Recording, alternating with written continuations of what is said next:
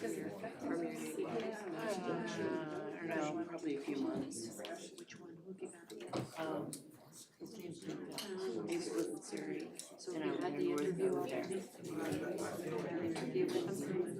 Yeah, I've been patient at the clinic for about 10 years.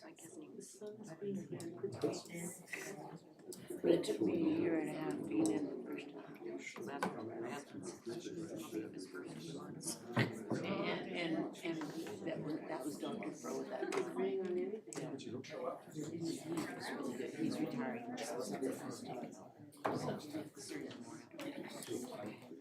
Michael B. Jimmy. Yeah.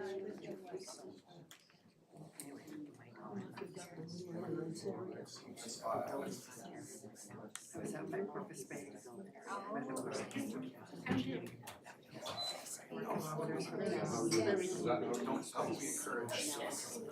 Mine is well known since my office, but mine is. Oh, good. Oh, yeah. Screwed up really good. Oh, okay. It's a deflection. So I could have been saying hello to you. I'm excited now. I asked him about the other things.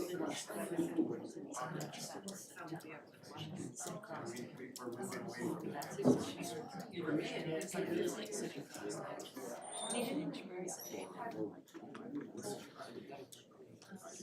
Yeah, he's Because I came up with like 4-day on Sons, and my son was turned 50 and 60.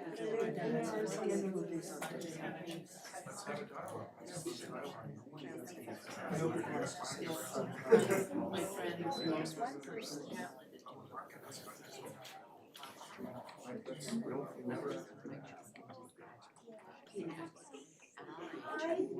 Thanks for coming. Hi. Yes, I knew I was gonna see you.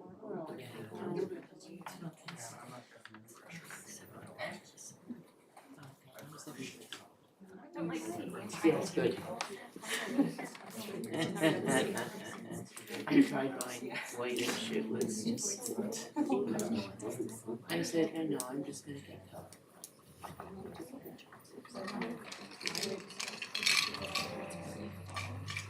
It's not totally white, it's just.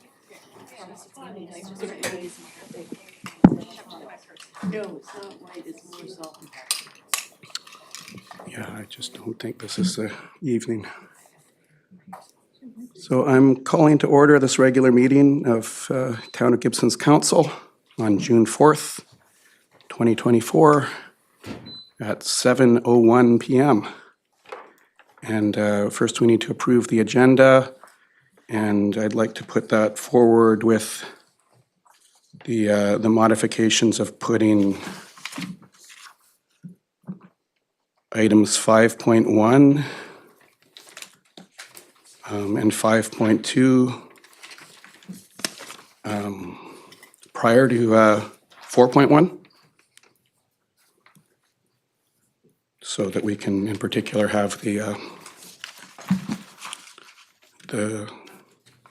presentation of the Residents' Assembly's report first. Moved by Councillor Kroll. Is that a seconding? We need a seconder. Seconded. All those, is there any discussion? Go ahead. Mayor, I ask you before if we could include inquiries in this, because there's 2 new reports and perhaps Yes. the public has some questions about it. That's an amendment, a proposed amendment. Is there a seconder? Seeing none, we have a very full agenda. There's going to be a lot of public input, particularly with the Residents' Assembly. We're making time for people to speak about the Residents' Assembly. Is there any more discussion? Yeah. May I ask when is going to have time for people to discuss the assembly and this report? That's part of the Residents' Assembly report. The Residents' Assembly is, a number of members are going to be speaking. No, they already spoke. Is it's going to have a We follow-up? haven't spoke. We haven't even started the meeting yet. Okay, so only them can speak? I'm just trying to understand the process. Yeah, we've invited the Residents' Assembly to a few members have asked to speak about their experience. Okay, so only them can speak. If another member of the public would like to ask a question, is it possible? No, it's a report from the Residents' Assembly. Okay, so- All those in favor? All those opposed? The motion carries. And we have two sets of minutes to adopt, May 7th and May 21st. Moved by Councillor Kroll, seconded by Councillor Lemley. All those in favor? The motion carries. And now we're on to 5.1. So we're really pleased to have this Residents' Assembly report. And do we have some online participation for this? I don't know, nobody from? Okay, so the Assembly yourselves? It's not here yet, we're just waiting, they're coming up. Okay. So if we could get another 5 minutes Okay, before we. could we get the OCP status update report then? Thank you.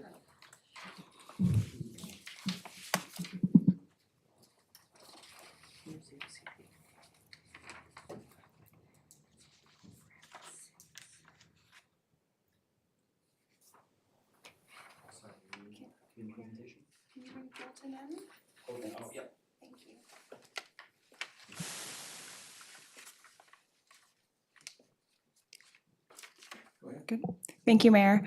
So I didn't prepare a presentation for this. This report is, it goes over the approach for our OCP project, and it talks about what is going to be included in the OCP. This report is just for information at this time, so there's no decision to be made. But I can go over a high level of what the report covers if you want.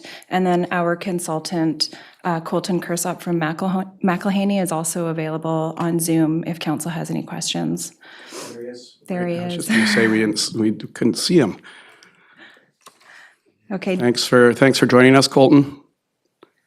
So I'll open it up for questions. Yeah, it's a really important report, and for an introductory report, I found it really thorough and insightful. There's a lot of work is being done on this project already. Councillor Kroll. Thank you, Mayor White. And I'd just like to, this is a great report. It's given us sort of a, high-level overview of some of the things we perhaps knew, and also a lot of things we perhaps didn't know.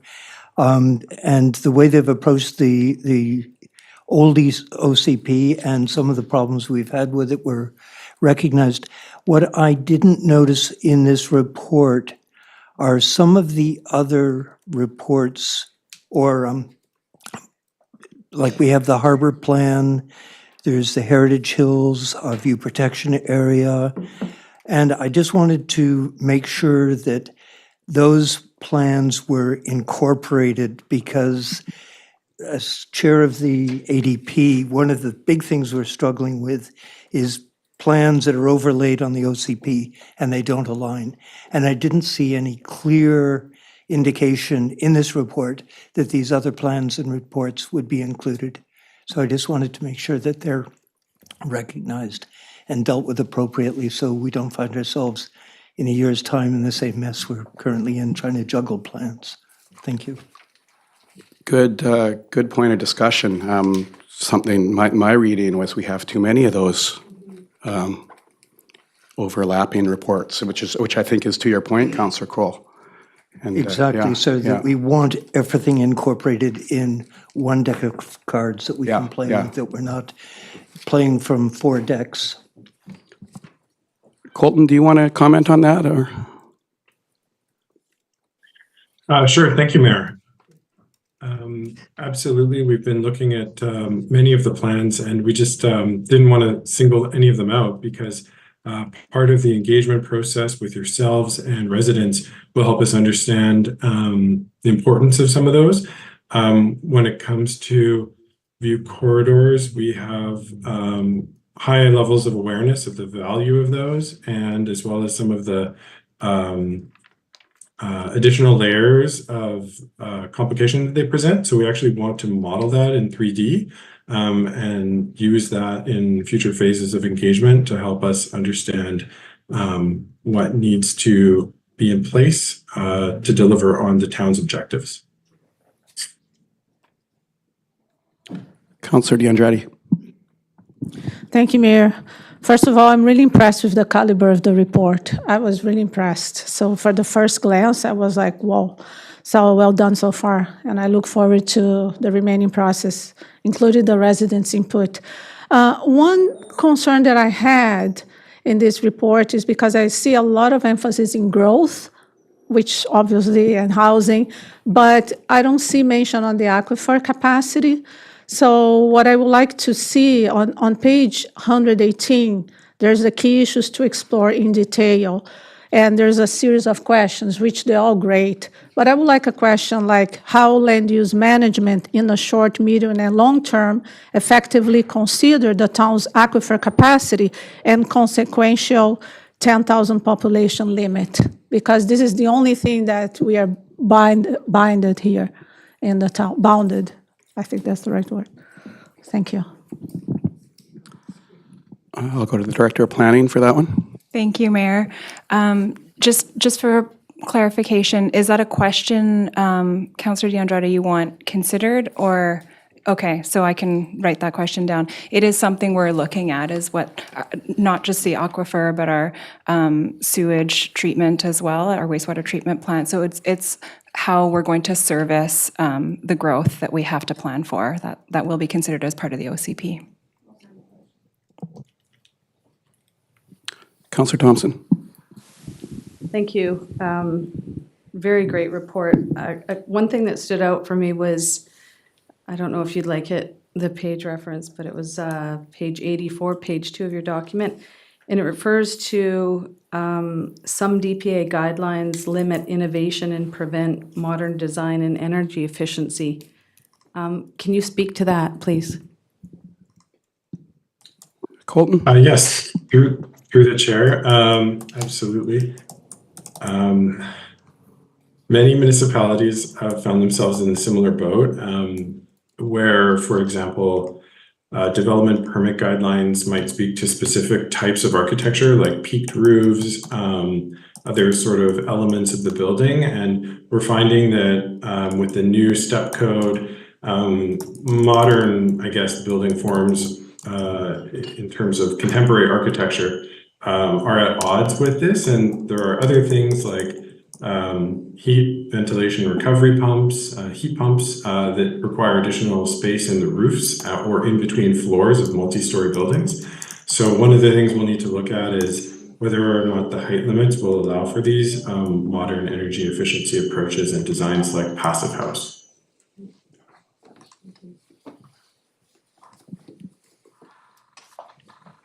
Councillor DeAndrade. Thank you, Mayor. So my question is if McKillany, if the consultant would be also responsible for designing the comprehensive community engagement strategy and undertaking meaningful community engagement. And if the meaningful community engagement will also be defined in the comprehensive community engagement, and also if the communication engagement strategy will be presented to council for feedback. Director of Planning. Thank you, Mayor. Yes, so we are currently working on the community engagement strategy, and McElhaney is preparing that. We can certainly bring it to council for some feedback, for some input if you'd like, when it's finalized or when it's further along. And Colton, if you have anything to add, please do. Through the mayor. Yeah, through the mayor, I can just let you know what our next steps are with engagement planning. We want to identify through participant mapping who are all of your targeted audiences for the engagement, and then we'll select appropriate methods of engagement with those participants, and then design appropriate community events for those target groups, and design event materials and intake methods, schedule it, and gather input. And our intent is to make sure that we have broad wide-ranging forms of engagement, both in person and online, and then identify recommendations to bring back to council prior to drafting the OCP. Sounds good. So maybe I think a good, oh, you're still going? Okay. Councillor DeAndrade. Thank you. I have a few more questions. So there's on page 80 of the agenda, it says some members of the Residents' Assembly may be interested in being a part of a project advisory committee for the project. So my question is, how will this advisory committee be formed? And will it be 100% composed from the residents from the Assembly? And will their advice be through a common ground decision-making or voting? I think that's exactly what we're going to be seeing. That's what the answer to the last question was the answer to that. We'll be seeing a community engagement strategy that council will have time to review. Sorry, that will include the advisory committee as well? Yeah, it'll include that consideration of including DRA members, yeah. Okay. I have more questions. Go ahead. Thank you. There's a recommendation on page 88 of the agenda that's about recommendation 2 that says section 2.1 provides a history of Gibsons which could be retained but updated or omitted entirely. So my question is, who will make this decision? I particularly would like to see a little bit of the history. It doesn't need to be pages and pages, but to me it's important, not only the history of First Nations, but also, since Gibsons or the Europeans, like we have in the OCP. So if this is something that I can just make a request, or do we need to make a decision? Yeah, I mean, it's something that we'll have to work through as this process is going to be how long? I mean, yeah, 10 years. Okay. But I do want to. I read some of those comments as pointing out that we've got the OCP is really thick right now, and I think I totally support some of the suggestions in here to really focus it on the purpose of an OCP, and we do have information on the history of Gibsons, all those other elements that were kind of listed in that list on that page 88, I think it was, you said. Anyway, there were quite a number of items there that we can share elsewhere, and we do have like on our website, but perhaps a summary of the history might be relevant, but it's not the place to put in like 6 pages of history. That's something we could share somewhere else. Yeah. Director of Planning. Sure. Thank you, Mayor. I can just add a little bit. These are recommendations where they've highlighted where there's too much information, really, and it's outdated. So we can update it. And this is the first glance of what we've seen, where the gaps are and where we need to improve the OCP. There will be an opportunity for council to later on in the project, we're going to have a workshop with council to go through the draft before we engage the public. So there will be another opportunity to look at what we've come up with after the first round of public engagement, and then you can provide your feedback then as well. Councillor Lumley. Yeah, I would just like to ask the mayor if we could, the reason Colton and his crew we're engaging with them is that as a council, of course, we can have suggestions, and I just don't want to go too far down the road. You'll read in this report that there's like personal, they're going to remove a lot of those like personal ideas and so on and so forth. Being on council for like 10 years, I think our goal is to make the OCP a document that we can work with, that developers can work with, and so on and so forth. I just want to keep it within those realms for planning, for council to make decisions. I just don't want to get too far down the road of creating, almost creating the same document we have now, which is confusing. So I'm looking forward to being able to work with the OCP in the future. I'm sure everyone would be. That is a clear, concise document that we can understand. Councillor Thompson. I wanted to add to that point too, that the subject matter that's outside the scope of the authority of the municipality, which is also in this document and was a recommendation to pull out as well too. Councillor Kroll. Thank you, Mayor White. To both the points that Councillor Lumley and Councillor Thompson have made is, and something I really applauded seeing in this overview we've been given, is the removal of items or descriptive suggestion which is subjective, as opposed to clearly defining what something means and what it looks like. So I'm really looking forward to that cleaning up of the OCP, because it has been really difficult to deal with when you have a term that appears in quotation marks, and anyone and everyone you ask has a totally different view of what that is. So I'm really looking forward to getting that clarity in the document, as both these other councillors have suggested. Thanks, Councillor Kroll. Councillor D'Andrade. Thank you, Mayor.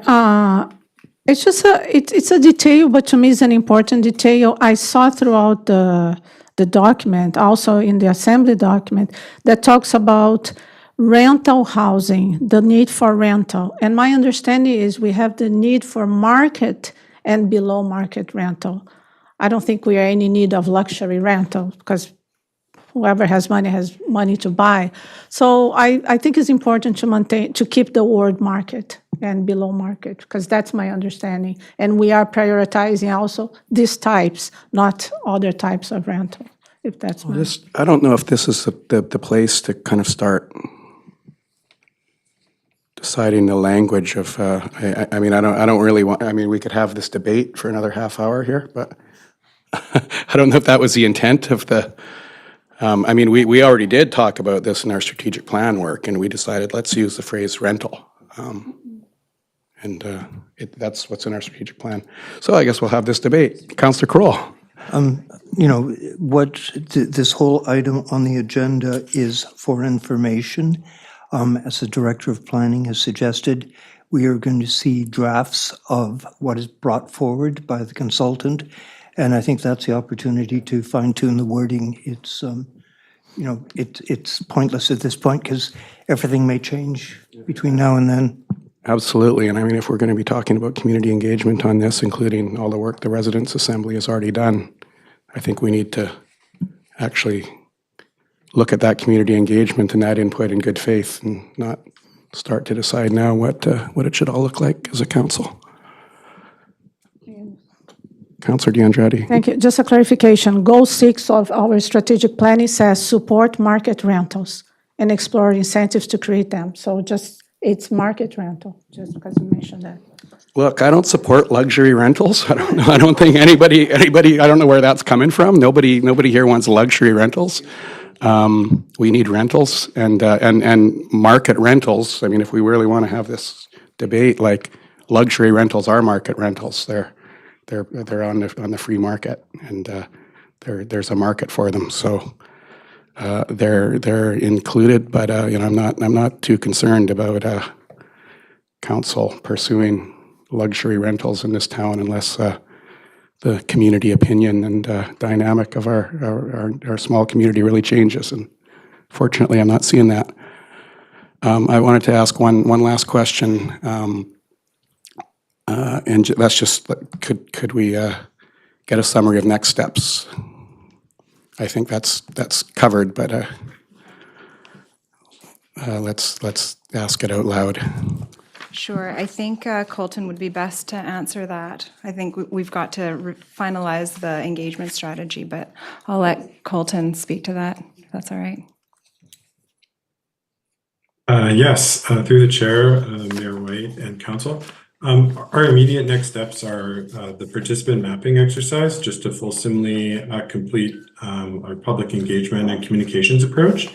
And we already have a preliminary draft communications and engagement plan. So again, our immediate next step is to do a participant mapping exercise, just so we're really clear on who are all of the target audiences. This goes beyond the Residents' Assembly into other community groups and organizations and interests. and continue our conversation with the Squamish Nation. That will inform our engagement approach, and rest assured, there'll be multiple touch points with council, potentially on the engagement plan, but certainly on the draft document as more recommendations come forward. Thanks for joining us, Colton. And now we're going to have, you might want to keep viewing the next section if you've got time, because we're going to have our Residents' Assembly report coming up. Back to 5.1. Oh, did Councillor Kroll, did you have one more question? It's with regard to the item we're about to address, the Residents' Assembly report. Okay, once we get to it, okay. I'll look to our Director of Planning to introduce this item.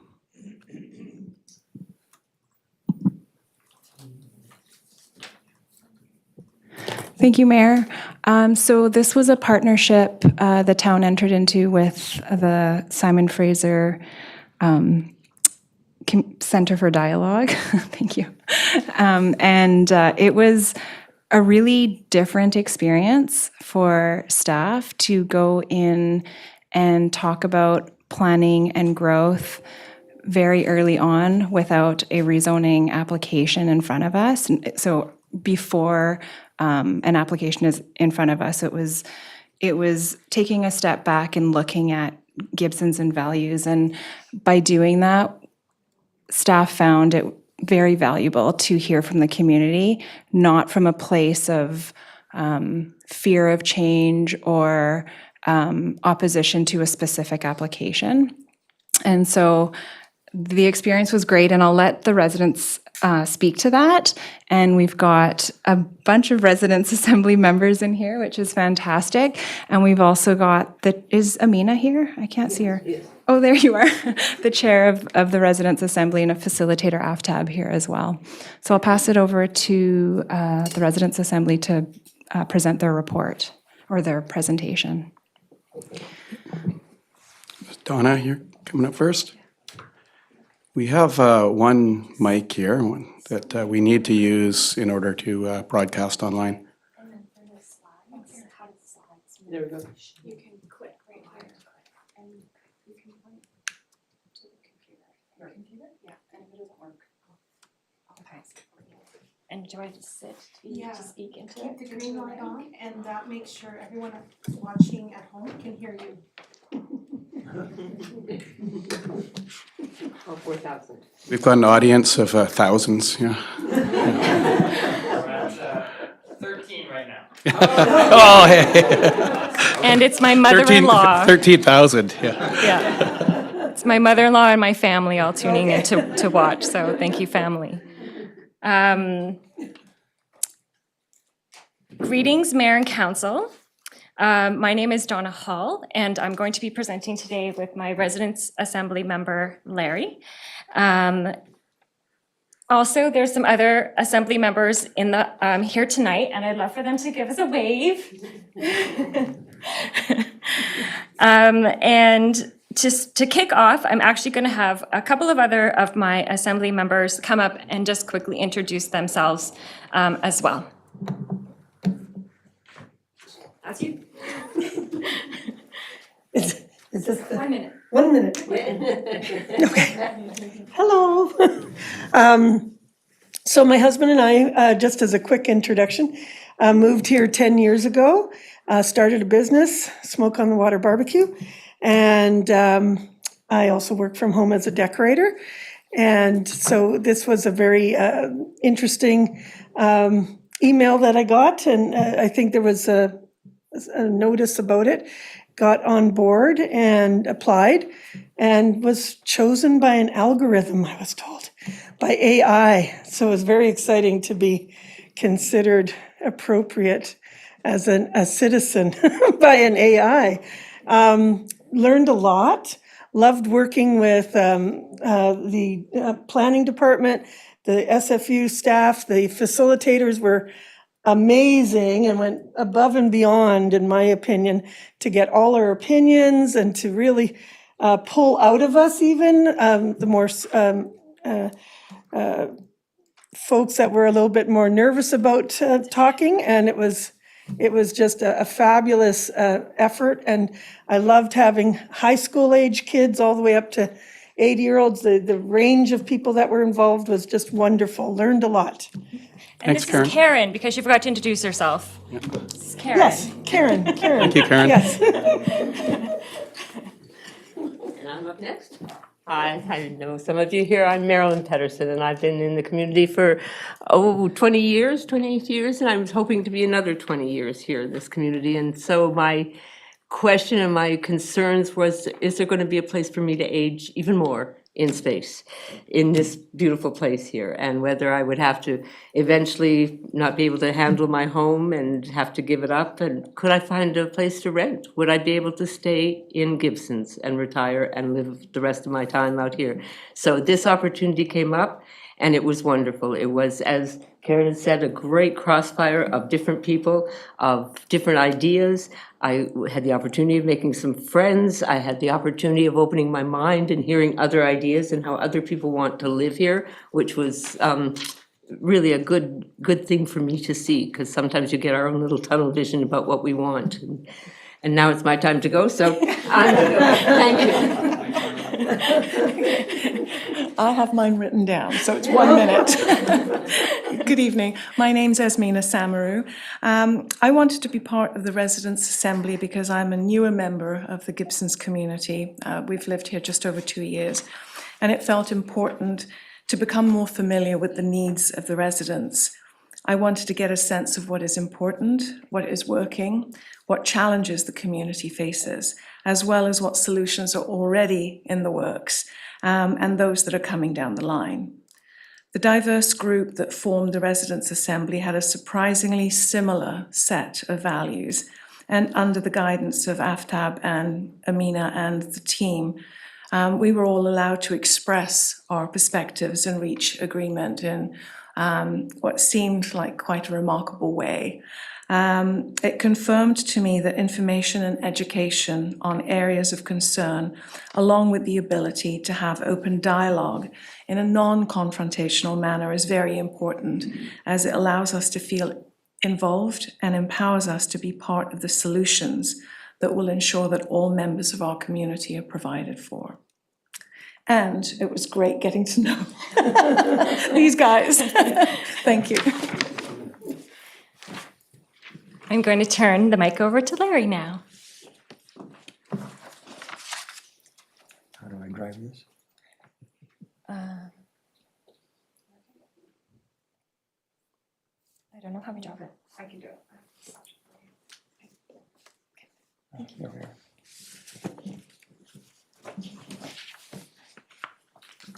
So my name's Larry Taylor. Just a quick background. I moved from Vancouver to the Sunshine Coast in 2008. I have lived at 6 different addresses from then till now. I'm a renter. So I've always had an interest in housing on the coast. You've all received the staff report, which references the assembly report, which you can download from that link on our assembly report. And the actual report starts on page 58 on there.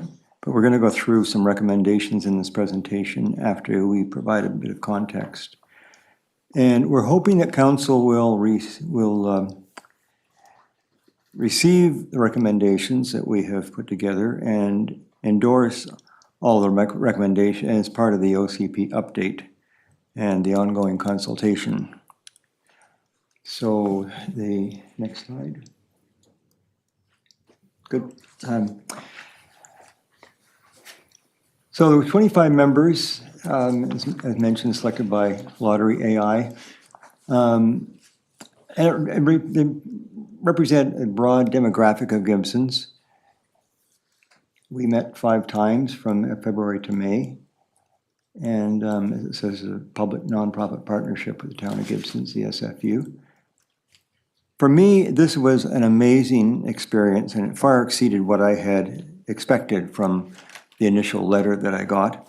It was a real cross-section of demographics of Gibsons, which relatively quickly bonded as a group, for which I give credit to the excellent facilitation by the people from SFU. They, the first week was just kind of getting people to connect and in some very wonderful ways with just little groups and kind of introducing ourselves to each other, and then a bigger group just tossing around some ideas. But it was very comfortable to kind of start to come together on the first session. What you see in report is what came from this group of 25 people. The facilitators, the SFU, offered no preconceived input. They drew from the participants what values we felt were important for the town of Gibsons going to use for the basis of the OCP.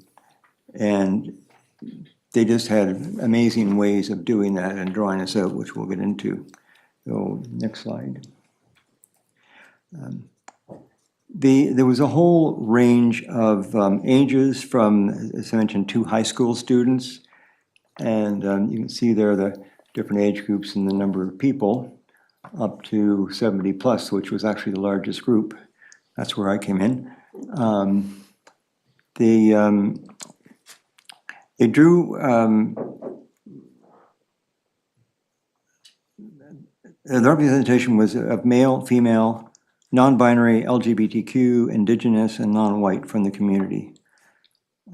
And people that owned their homes, rented in the case of some people, and the 2 students lived with their parents in homes that they owned, that the parents owned. And also, if you look through the report, you will see a map. Every neighborhood in Gibsons was represented in this assembly. I particularly was delighted that the young people were represented because they are the futures of Gibsons, not the 70-year-olds like myself. But one of these 2 men was really bright and spoke out a lot for youth on the coast and keeping people here on the coast rather than having to go off the coast for job opportunities and affordable housing. That was, he spoke loudly about that, and so he should. And those are the people for the future of Gibsons and the Sunshine Coast that I think really need to be there, and I was quite happy to see them there. So I think you're back. I'm back. Yeah, okay. Thank you. So our primary mandate was to be in support of the OCP update. The question that we were answering was, how can Gibsons best plan for the future and meet the housing needs of our growing population? So we were tasked with developing recommendations for council and identifying values for the OCP update.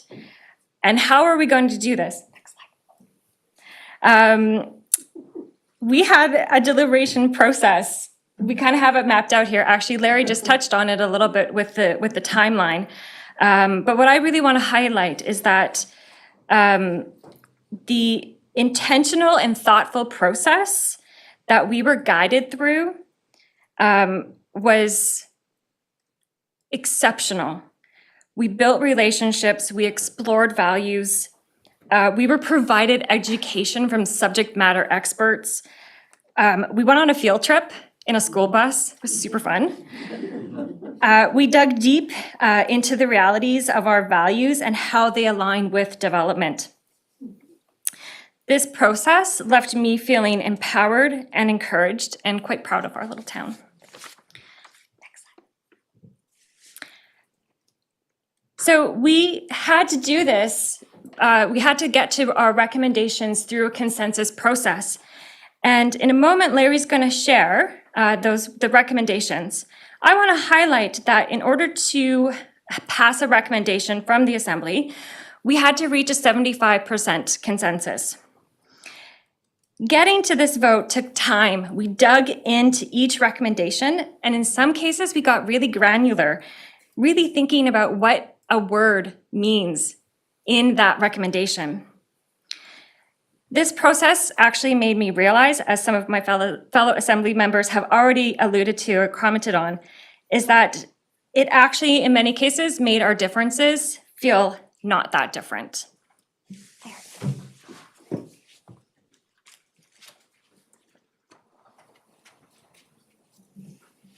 So the whole process began back in June of 2023.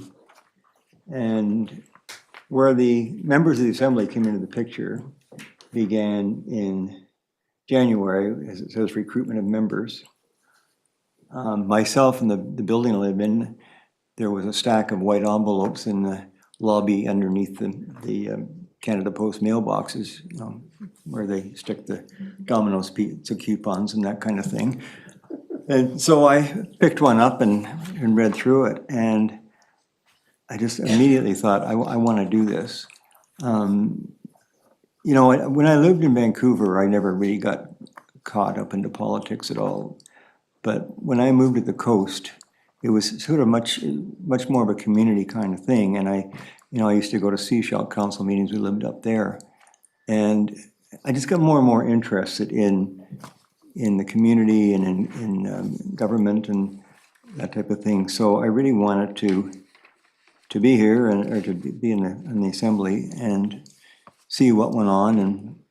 And so we had 5 meetings, as it outlines there, from February through to May.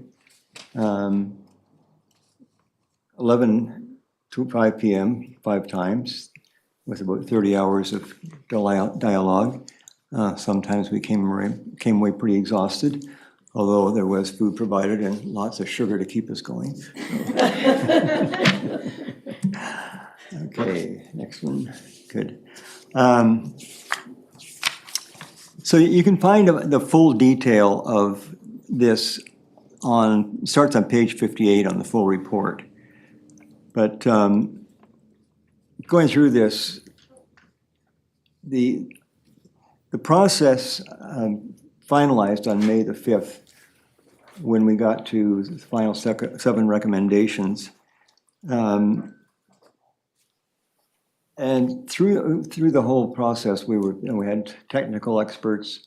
I can't remember his name, but the head of the affordable housing for the Sunshine Coast, that association, which I think he started. And we had, as Donna mentioned, a bus tour. We went around to some of the various opportunities in the community, such as infill houses, the possibility of something like building over the rec center or on top of the fire hall. We went and looked at Soma's Place as an option where you had residents on the upper floors and retail on the ground floor. And so just took all that into account. And then we had a process of bringing these values out, and it was very interesting because AFTAB, the facilitator, had us get into small groups and just start talking about what kind of values we wanted to see for Gibsons. And then from there, the values were put forward and to some consideration amongst the whole group. And I remember one day we finished with 2 pieces of paper, one where we all agreed and one where we didn't agree with it all. So she said, the next time we have to come back and get this all blended together, which we did.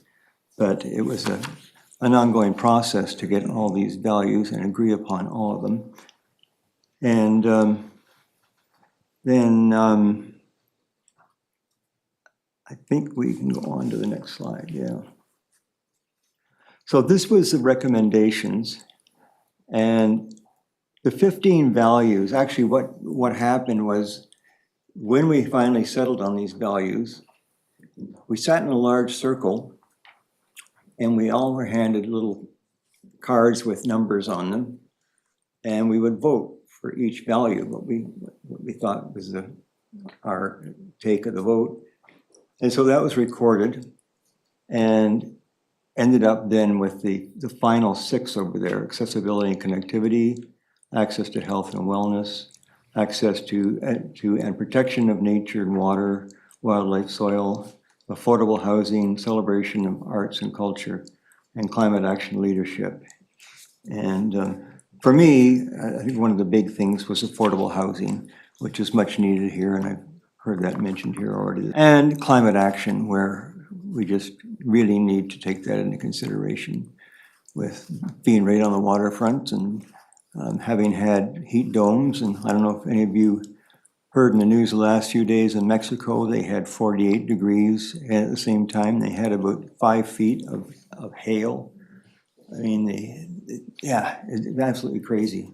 But the whole thing with climate change is something that is coming faster, I think, than we all realize. So that one, to me, is very important.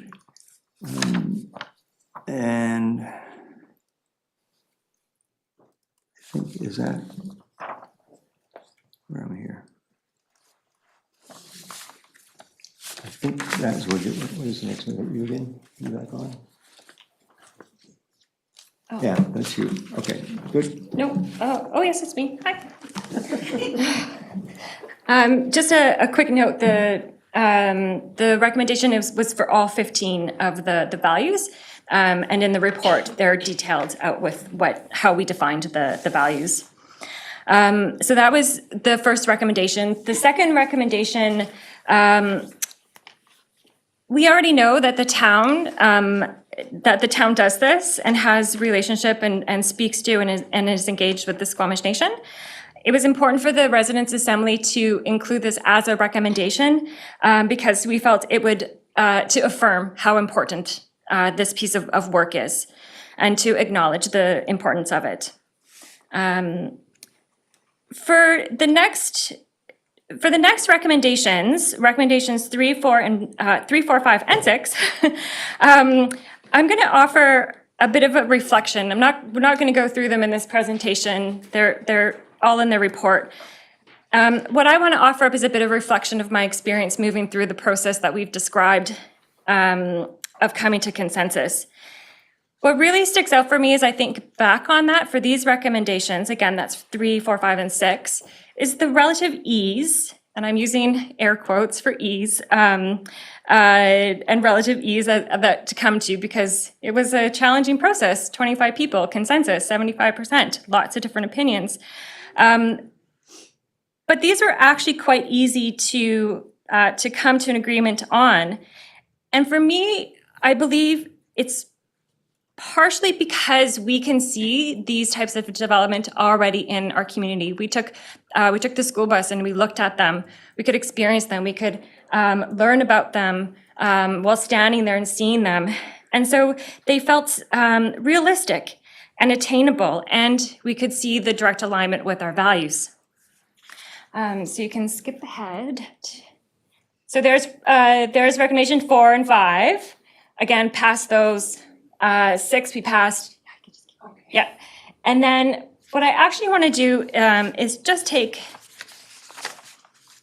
a brief moment, because I think it's actually really interesting to reflect on the recommendation that we didn't pass. Again, we needed 75% for a passing vote, and we didn't quite get that for this recommendation. And as I reflect back on this, my process observation was that the Assembly struggled with this level of innovation because we didn't have any good examples here. We could think about other places and other municipalities and cities where we might have seen examples like this, but we didn't have it here. And so it felt really hard to answer the questions of how would this work here and what might that look like? And so this really had me thinking about the future with the OCP and the work that is going to be required, and thinking about how do you get traction or consensus, whether it be for an idea like this or a different idea. But when there aren't local examples, it felt like, or perhaps the level of information, maybe the case studies, maybe the best practices, maybe the subject matter experts, might need to be higher when we don't have local examples that we can really think about and experience. That's actually it. That's the end. Okay, not quite, because I have to say some thank yous. So thank you, Mayor and Council. Thank you, staff. Thank you, Aftab and Amina, for coming out today to support the Assembly. We really appreciate you being here. And once again, thank you for creating this opportunity for the Assembly to come together and to really give back to the town that we all clearly very deeply love. And that's it. Thank you. Thank you, Donna. Thank you, Larry.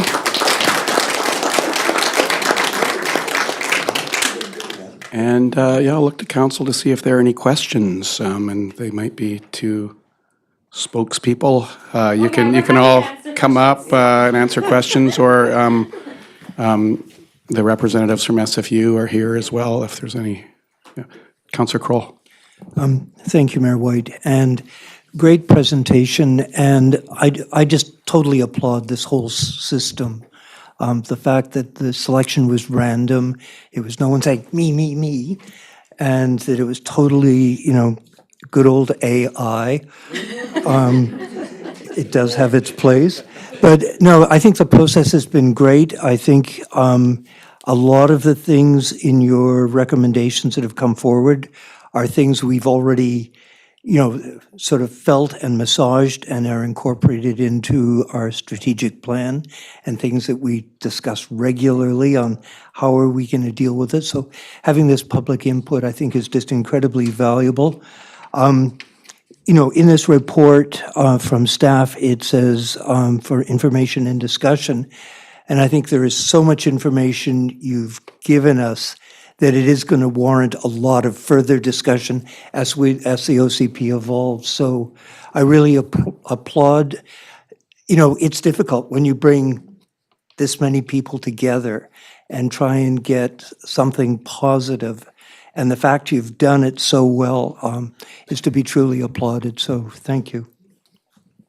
Thank you very much for saying all that, Councillor Kroll. I think you speak for all of us in a lot of those comments. Councillor DeAndretti. Thank you, Mayor. Yeah, I share the same as Councillor Crow. One thing, just clarification, the two values, ideas that were not voted, are they the only ones? And Yeah, through the chair. Yeah, but I can. yeah, and also, what is the reason? It would be nice to understand. Yeah, I think there was actually, one of them was on the presentation here, right? And it was the last page. I saw one, though. I was aware of one that was in the report I remember seeing. And yeah, it was interesting because it was a concept I haven't even heard of yet, because, this, the small scale multi-unit housing concept encouraged by the province is relatively new. It's very new. And this was a concept of actually having a business in one of those units. I don't know if there was, that might be a home business, like a live-work kind of situation is the concept, but I'll look to our. We frequently just, as a scenario and trying to describe it, talked about an ice cream shop. That would be like, part of, kind of part of a residence, and then there might be like a storefront, and we often talked about ice cream and it being, we want to walk down the street and get an ice cream cone from our neighbor. Yeah, and I can imagine probably the conversation, a lot of it probably had to do with parking, and yeah, no doubt. That's yeah, neighbors, and not only having, a kind of where the whole concept of small scale multi-unit is going to be really dependent on making best use of space and having a lot of yeah. Have these little small businesses scattered around the community that it was easier for people, rather than having to, the little Gibsons having to go up to Upper Gibson to get something done, or get their ice cream, or get their haircut or something like that. But then it was also, as you say, the parking situation, possibly taking away business from established people. There was a number of things that basically didn't cut 75%. And we do have small home-based businesses sprinkled all over Gibsons right now. So it is going to be an interesting, I appreciate the Residents' Assembly looking at this, having the foresight to look at this, because it is going to be something that will have to be considered. Because Yeah. there was already an allowance for home-based business. I think it might be helpful for Amina to speak to this one as a, or Leslie Ann. I think we've got a pretty good answer. I mean, it'll be, Councillor Lumley. Yeah, I was going to speak to this because we have gone through the first phase of a building application that was voted on that is starting to incorporate. I think you're going to see businesses, or at least home work businesses, instead of commercial spaces. So you'll see in this new development, in the ground floors area, there's going to be like live-work studios as opposed to just strictly commercial businesses.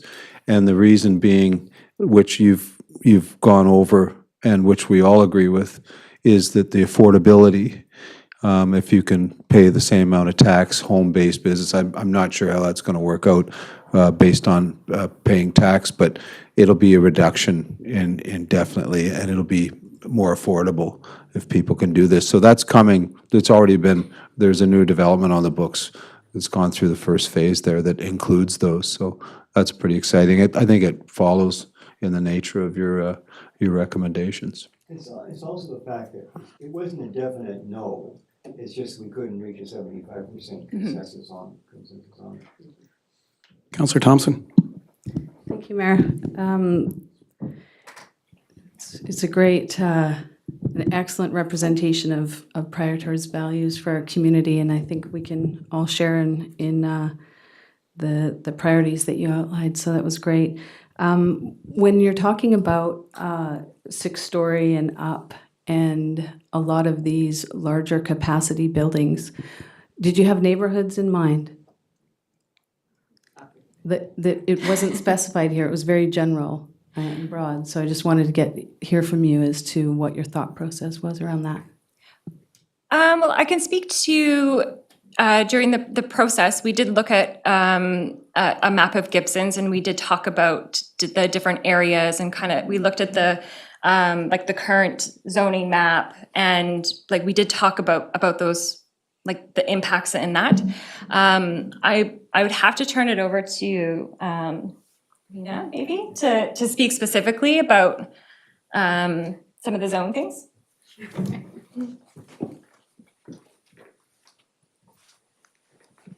Hello, Mayor and Council. Hi. So in the deliberation work that we did, we heard a lot about different neighborhoods that the Residents' Assembly was interested in seeing densify further. Our foundational capacity building was around Bill 44 and looking at the 3 to 5 unit densification that's coming with that regulation or with that legislative change, and trying to build capacity within the 25 residents that we had attend the assembly. And then from there, scaling up the discussion to what would be feasible from a land use economic perspective. And that was looking at 6-story wood frame developments in very specific areas. And so we had heard early on that there was an appetite or an interest in seeing this in some parts of Upper Gibsons.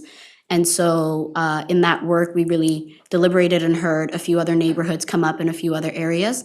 So the goal was to try to identify where density already existed at maybe 4 stories or 5 stories. And that's where we did the site visit that we went on. And we visited Shaw Road to see what additional densification already looks like and where it exists in Gibsons. We heard early on, even comments that there was interest in even 20 stories, people really ideating and thinking about what could be potential, and from there really understanding what the different trade-offs and how those relate to the values and why maybe 20 stories might not work in Gibsons right now. And so from there, looking at, again, the land use economics, we had an entire session of looking at what viability actually looks like from a land use economics perspective, and we brought in an expert to speak to that. And so we looked at Park Road and Gibsons Way, where Somas Place already exists. I think that's 4 stories on top of commercial. And then the Shaw Road developments as well. So Park Road was that final recommendation that looked at institutional integration. So ensuring that you can densify where there are congregated institutional uses, like the community center. And so that's where that recommendation came up. So it was Park Road and Gibsons Way, but also looking at interest in other neighborhoods as well, in parts of Lower Gibsons and then parts of Upper Gibsons as well. Thanks. Councillor Kroll. Thank you, Mayor White.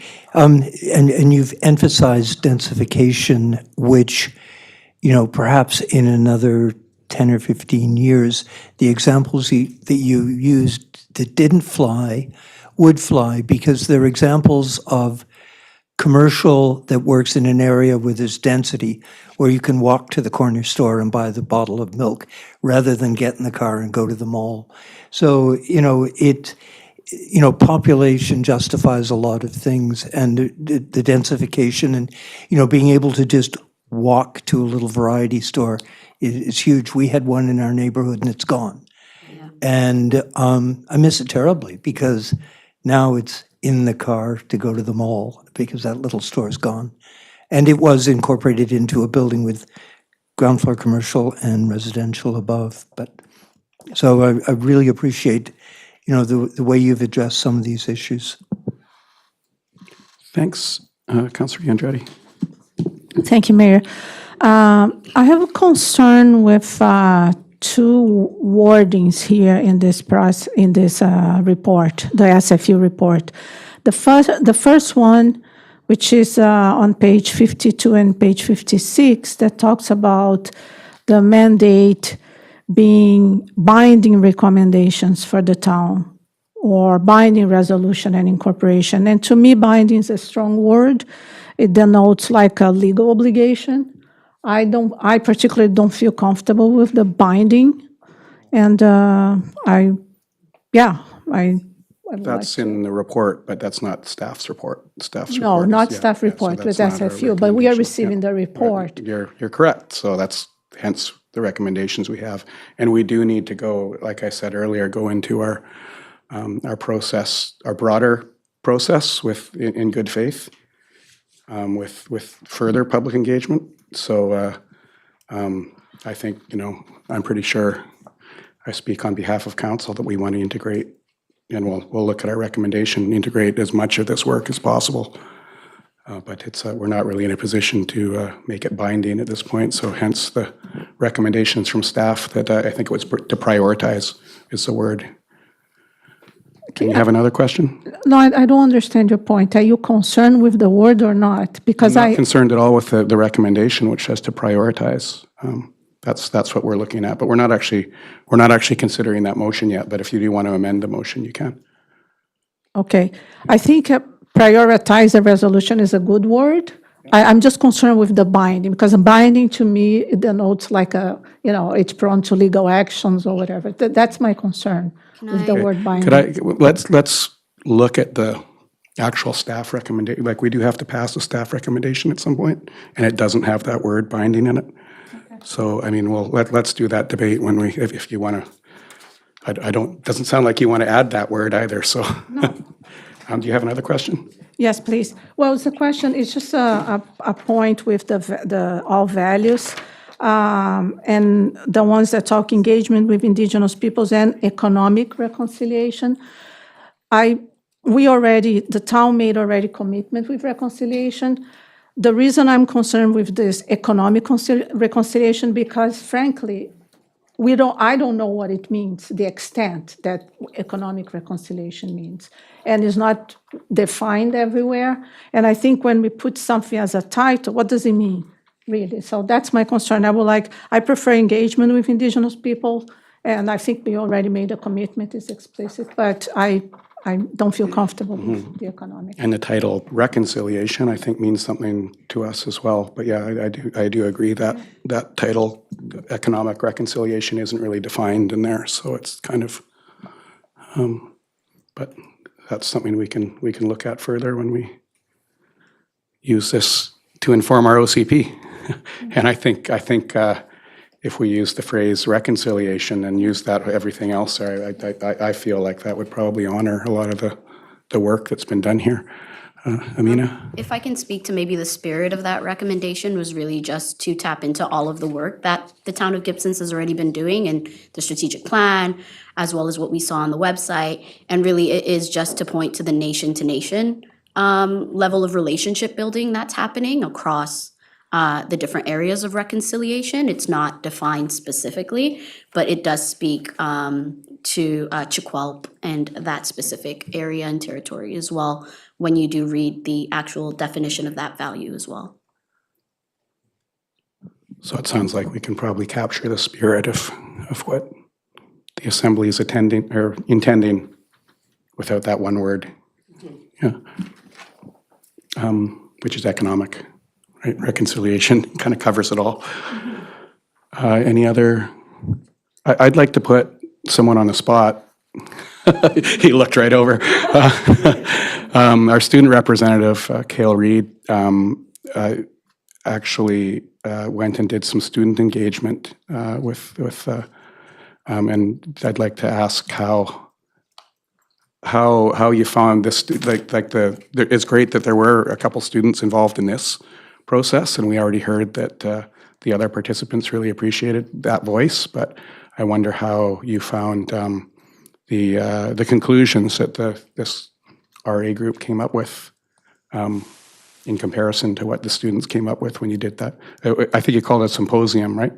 Or was it a forum? Something along that. Yeah, a forum or symposium that Cale co-organized last year.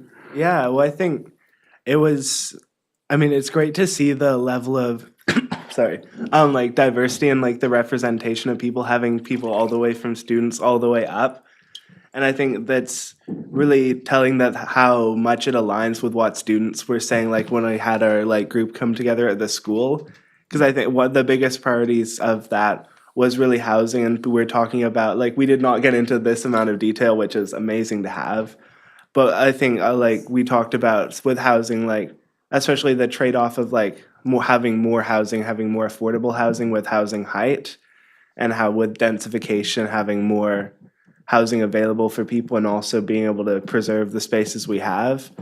So I think it's great. It really aligns with what students are thinking. And I think it's really cool to see that as a community, just with a group that's very representative of the entire community, how much consensus there is around all these topics. Because I think it's so important when we're making huge decisions and laying out plans that will have such long impacts, of just making sure all those voices are there so that when the plan is applied in the future, that it's something that's representative of what people in the community want. So it is amazing to see all the work that's been done here, and I'm really happy to get to see it.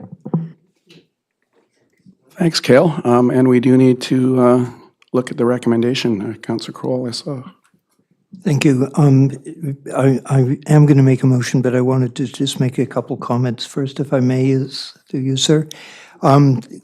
Cale referenced the meeting that was held at the school last year with, I think you had, 14, 15 students that participated in a luncheon engagement, and they wrote a great report. So I would like to ensure that that report is brought back to the table as we move forward with this.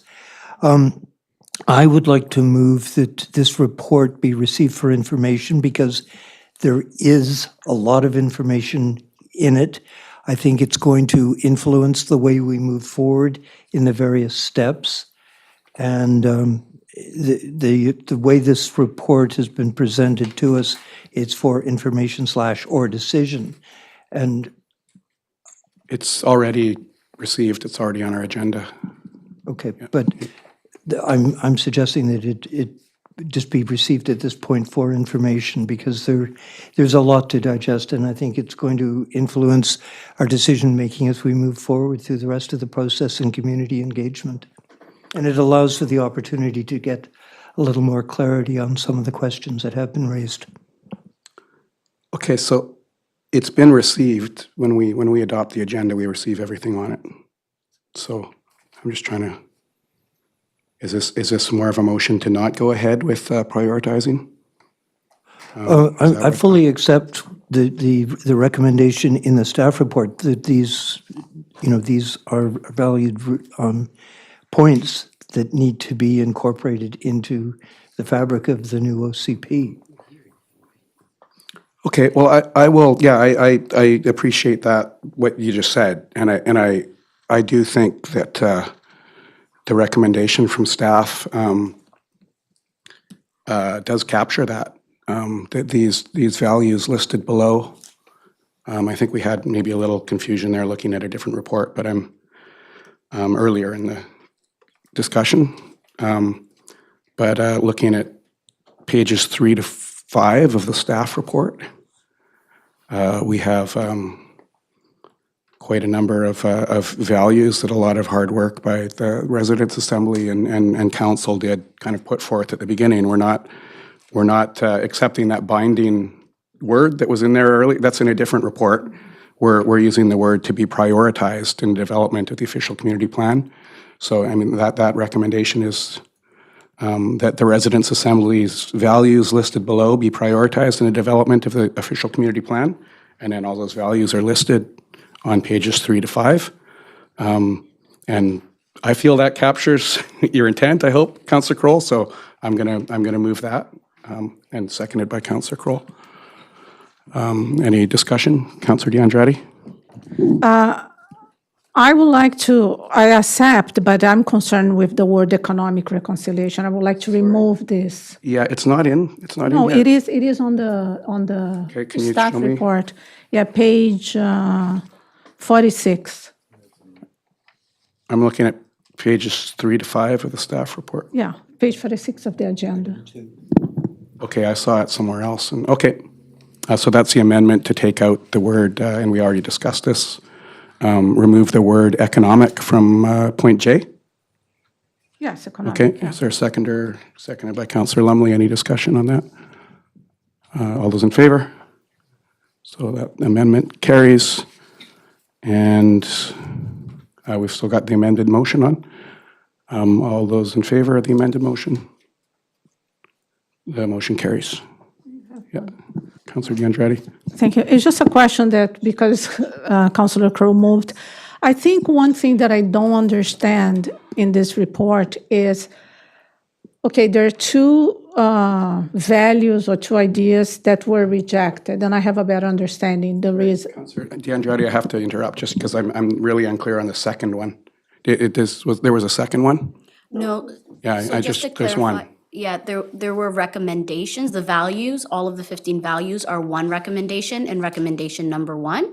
There are a total of 7 recommendations, and one of the 7 recommendations didn't pass with the 75% consensus, and that was the recommendation to integrate small commercial units, so the equivalent of home-based businesses, as an option. Okay. That's the only one that didn't pass.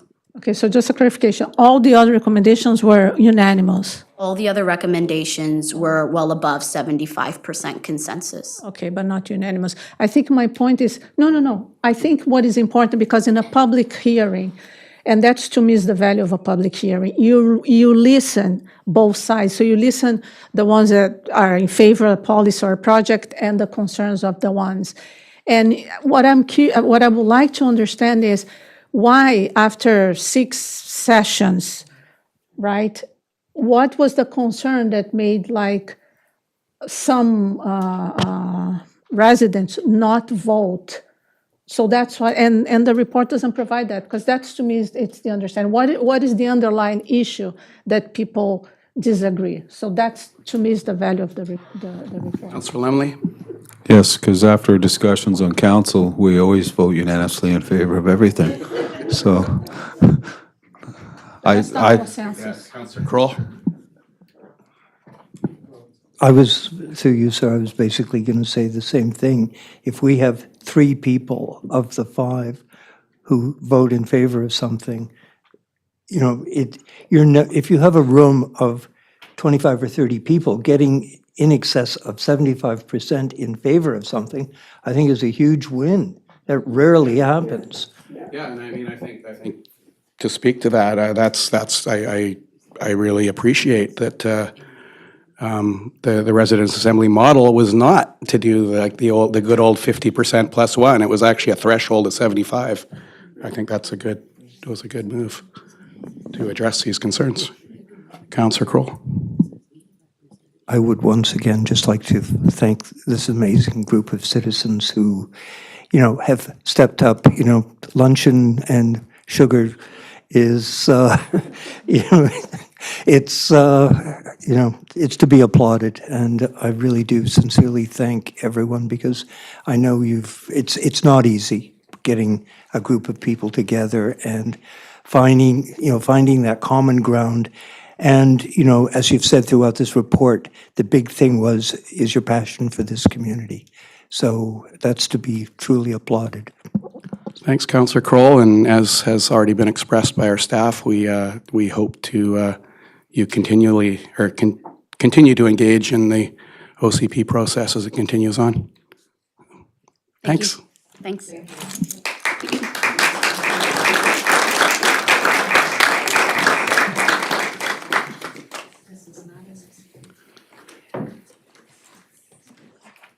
Now we're moving to item 4.1, which is the zoning amendment bylaw for 723 Dogwood Road. This was already discussed by council at a committee meeting, and I'll just go to our corporate officer on this item. Excuse me, Mr. Mayor. Director of Planning just said something to me, and I realized we came away with two different takeaways from that motion. My understanding was that the motion was for all of the recommendations, 1 through 6? Yes. Yes, thank you.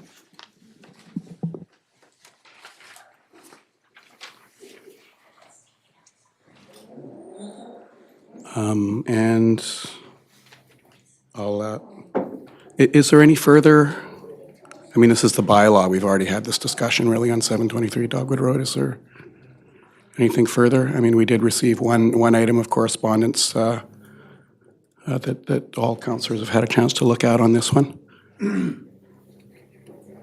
So I'll look was there anything else? Or? No, okay. Is there a mover? Moved by Councillor Kroll, seconded by Councillor Lumley. Any discussion of this motion to give this zoning amendment bylaw first, second, and third reading and adoption? All those in favor? All those opposed? The motion carries. And next we have council procedure bylaw updates for 2024 on pages 23 to 33. And this was already discussed as well, and three readings were already voted on by council, and this is for adoption. Any moved by Councillor Lumley, seconded by Councillor Kroll. Any discussion? All those in favor? The motion carries. And next we're on to the smoke control bylaw, which we may have a bit of a introduction for, as this is a new bylaw. And a lot of work has gone into this, and I'll look to our Director of Planning. Thank you, Mayor. So this is a new bylaw, and it's being introduced to regulate indoor burning. We've had a number of complaints over the years on a couple properties about the smoke that's coming out of a building. And so by introducing this bylaw, staff would be able to enforce indoor burning or the amount of, it regulates heavy smoke coming out of a building or smoke that smells noxious. And so this gives staff a tool to enforce if necessary. We would always start with education, and we have been doing that, and it hasn't always worked. So this is a new bylaw. There's two bylaws. One is the new smoke control bylaw, and the other one is the enforcement bylaw, which comes with the penalty fees. And so the penalty would be $400 for the ticket. And so the recommendation from staff is to give the bylaws first, second, and third readings. Thank you.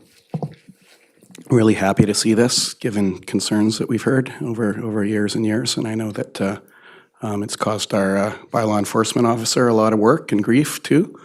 And the intent of this bylaw is to give a little bit of teeth to that education that she's been trying to do over that time. And I just also want to, we've received a lot of correspondence on this for, for at least relative to most bylaws. One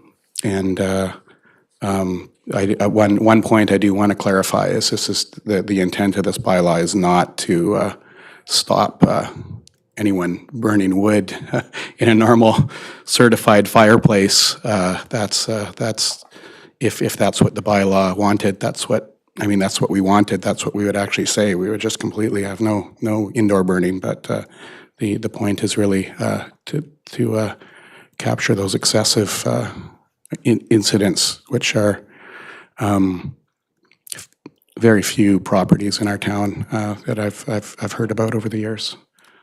I saw Councillor Lumley first, so I'll go to Councillor Lumley, sorry. Yeah, through the mayor, there's only so much you can glean from minutes, but I just wondered if council had any appetite for an escalation for like a multiple offense. I mean, I guess the elephant's in the room, but I mean, would you just, like for $400, would you just add it to the cost of something that you're burning? Or would you say an escalation, like if for multiple offenses, like would you, did you consider that or? I think there are some limitations on fines that are provincial, right? But it is per day, right? Like it's Currently, as the bylaw is written, it's each day is a contravention.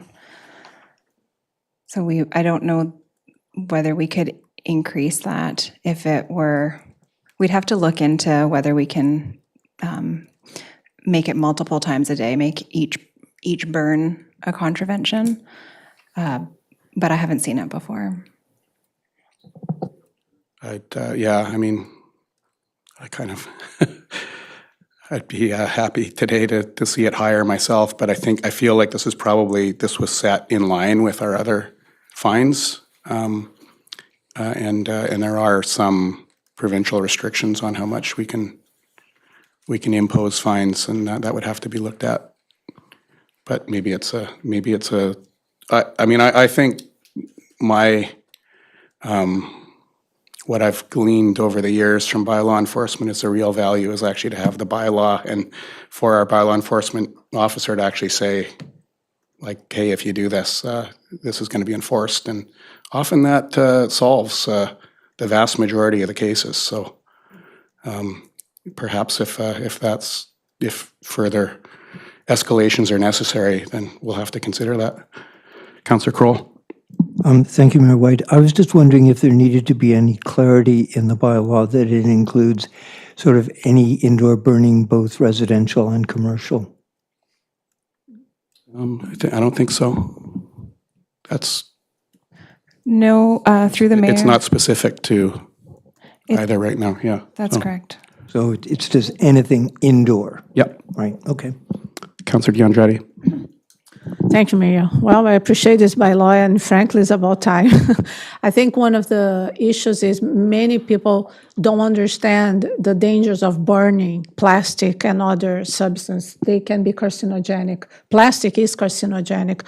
So this is also, it's not only the smell, but, it's all this plastic emits a plethora of carcinogenic substance.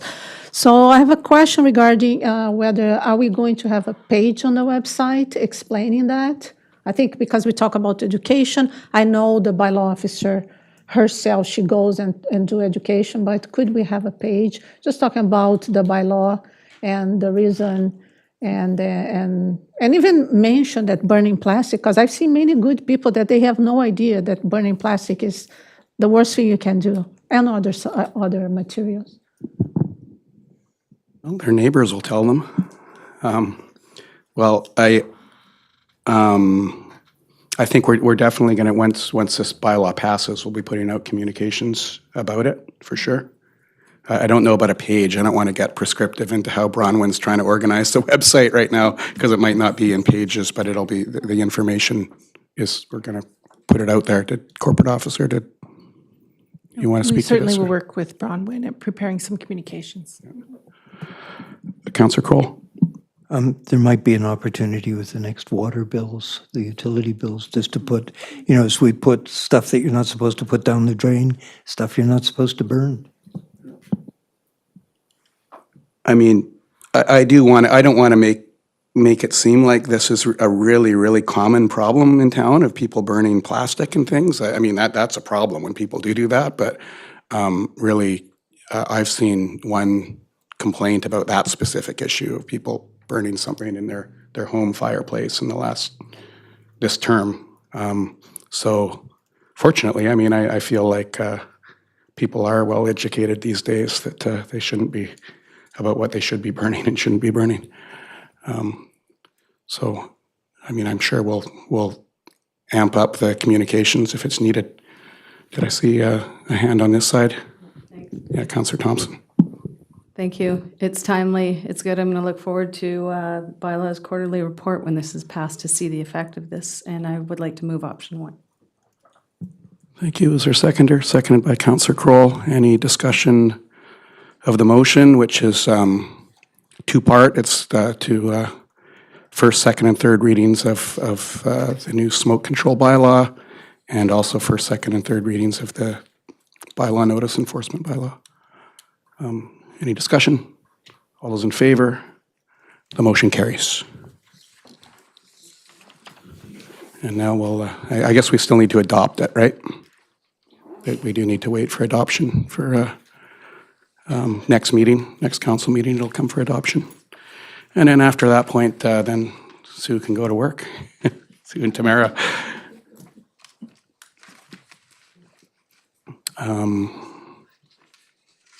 So now we are at item 5.3. Hi, Marcy, that's why you're here. Thank you, Mayor.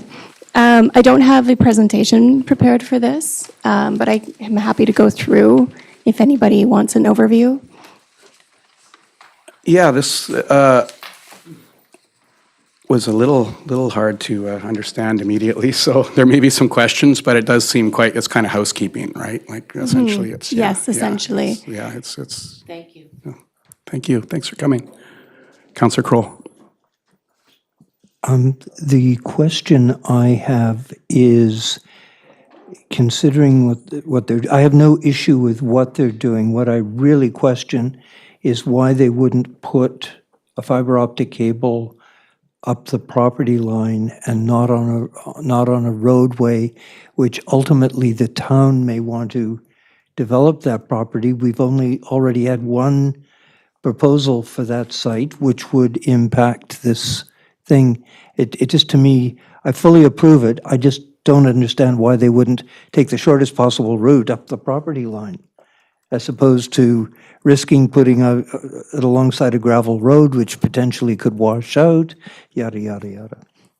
Right, I'm sorry, this wasn't what I was thinking when I said it was a housekeeping. It isn't that straightforward, but yeah, I appreciate you bringing that up, Councillor Kroll. I mean, and it does, I think it does, does this limit the opportunities to kind of work with this property very much? I mean, we do have various lines running through, our own utility lines running through properties in town. That's all. Look to staff. Thank you, Mayor. So yes, we did ask the developer if they could run it along the property line rather than going right through the middle of the two properties. And the rationale, I believe, was because of the grade. It just made it very awkward to put the cable in. That said, in the site license, one of the provisions is that we can ask them to move it at any time, fully remove it, or to just move it out of the way with 60 days notice. And it's the basically us giving them permission to have the infrastructure there, but we can ask them to move it. Councillor Kroll.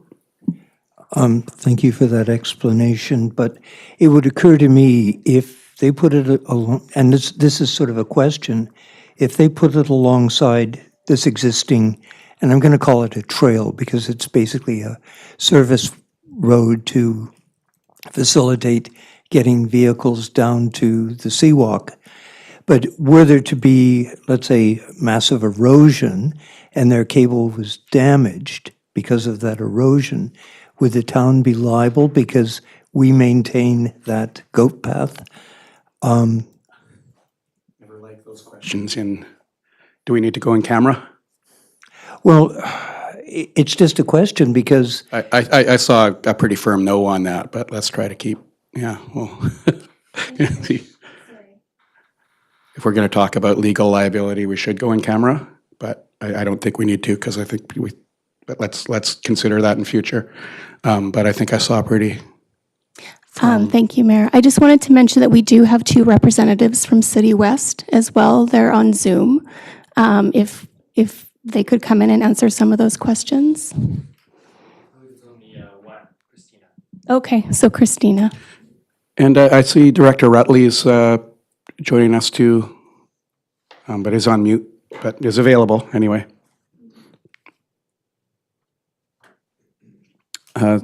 Christina, feel free to speak up on that. Hi, Mayor and Council. Thanks for having me. Yes, I can speak up to that. So as part of our approvals for the landing site at Gibsons, we did have a geotechnical assessment completed. So that was part of our development permit application.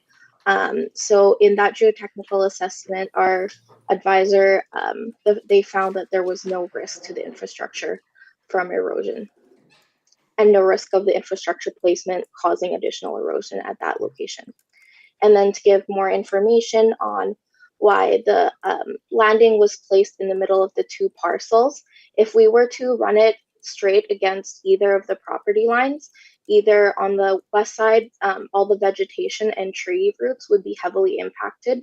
So we did not want to cause any impact to the vegetation in that area. And that's why we chose to go along the already disturbed path. And then on the kind of eastern side of the 2 properties, we didn't want to disrupt, again, the vegetation and slope at that location, as well as there's the bench and statue where the path comes up as well. So we just wanted to go the path of least disruption there. Okay, thanks for that answer, Mercy. Thank you, Mayor. If I may just add, also within the site license, the town has absolutely no monetary responsibility for the infrastructure. We, in the license as well, have insurance, so a liability clause. So the town is not responsible for that infrastructure at all. It would all go back to SCCNC. Councillor DeAndrade. Thank you, Mayor. I mean, I'm assuming, but I just want to clarify. I know they will disturb some vegetation, annual grass. So are they going to restore everything to the original after they finish the work? Yep, so in all of our installations, we follow sets of mitigations provided from the Department of Fisheries and Oceans. So in areas where there's eelgrass, we do a float and lower with the protective split pipe. So this is done by attaching the split pipes onto floats. And then we have divers in the area, and we route the divers route the cable through the eelgrass and place it as gently as possible. With our license of occupation at the landing sites, we do have a 10-meter buffer that we've applied for. So that allows us to have the flexibility to shift the cable in the intertidal zone in order to avoid these sensitive habitats. As any disruption, we will restore it to how it was initially. Councillor Thompson. Thank you. Yeah, that was one of my questions as well, and I was just wondering if it would make any sense with having any of our coastal marine societies involved with this process. Just to I suppose that's something you could propose. I mean,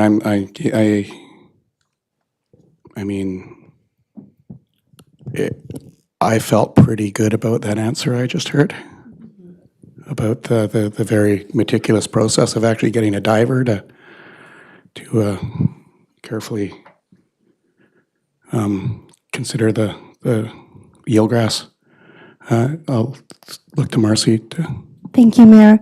I also wanted to add that through their DPA 9 permit, they're required to have on-site monitoring during construction for a geotechnical engineer and a qualified environmental professional. And then also that they're not allowed to excavate below 1.5 meters because of the aquifer protection. And that's actually in the site license as well, the piece about the 1.5 meters. That sounds great. Councillor Kroll. Thank you, Mayor White. And I guess this would be a question for the Director of Infrastructure. How will this be phased with the work that is planned to be done on our seawalk upgrade between the Government Wharf and Armours Beach? Director. Thank you, Mayor. The timing for this, I believe, probably Christina would be able to answer that better, but I believe that their timeline is certainly much quicker than the improvements on the foreshore that we would be advancing. And we don't see any concern with the conflict between this infrastructure and the improvements to the foreshore. As far as the grade at the foreshore will be increasing, so we wouldn't have any concerns about the cable becoming exposed. Same with the armoring on the foreshore as well. It's going to be kind of building out and up as opposed to down, so there won't be any concerns with the impact. And if we did find that there was a conflict, the license agreement would give us the ability to require the applicant to relocate the cable to suit our needs. I'm sort of satisfied. I would move the recommendation that the council authorizes the mayor and director of corporate services to execute a license of occupation. Seconded by Councillor Thompson. Any discussion of the motion? Councillor D'Andrade. It's actually a question. This is where the park, I know the Rotary Park was going to be. Is this exactly the area? It's not, I don't know if it was a park, but Oh, there was the, viewpoint or something. Yeah, There was that going to- viewpoint. I think it is where that proposal was. It was confusing because as we discussed, there were different different so- sites. Some of them were on private property, but this is the logical public place where that would. Okay, so if this goes ahead, even if it takes, so I'm just wondering, I understand that fiber optic doesn't emit environmental, electromagnetic pulses, but I just wonder if this, the box, right, how do you call it, the equipment, if there will be an emission that would require people to keep a certain distance. No, I can answer that because, yeah, I mean, we wouldn't be approving it, and there's no way that staff would have taken it to this point because regardless of a park, it is a public space where people are going to be walking. So we've got a motion. All those in favor? The motion carries.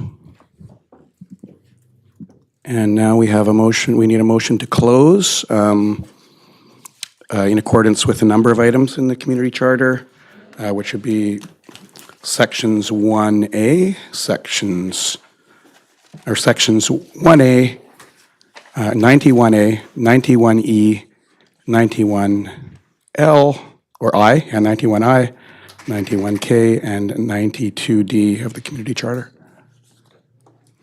And I need to have my glasses on my head here. Moved by Councillor Kroll, seconded by Councillor D'Andrade. All those in favor? The motion carries. And we will be reopening to the public after this in-camera session, and we have one more public item on the agenda after that. But we need to go in camera first in order to get there.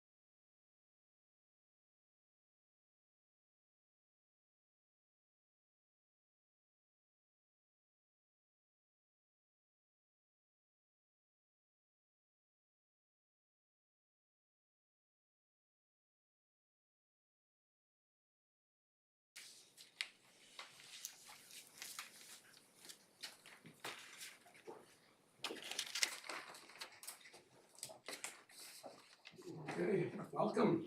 Thank you. We're back, so we don't have to adopt the agenda or anything. Our next item is, we need to report from in camera.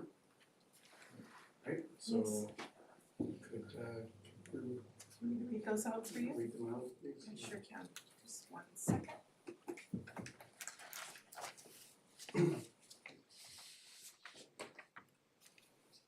Through you, Mr. Mayor, the report from in camera is that resolution number ICR 2024-36 adopted during the special in-camera meeting of May 21st regarding music in the landing insurance be released from in camera and reported out to the public.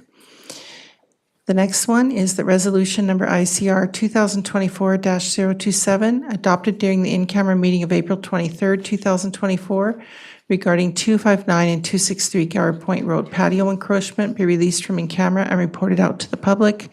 And the last is that the resolution of today's date regarding the child care facility funding agreement and the lease amending agreement for 571 Shaw Road be released from in camera and reported out to the public. Do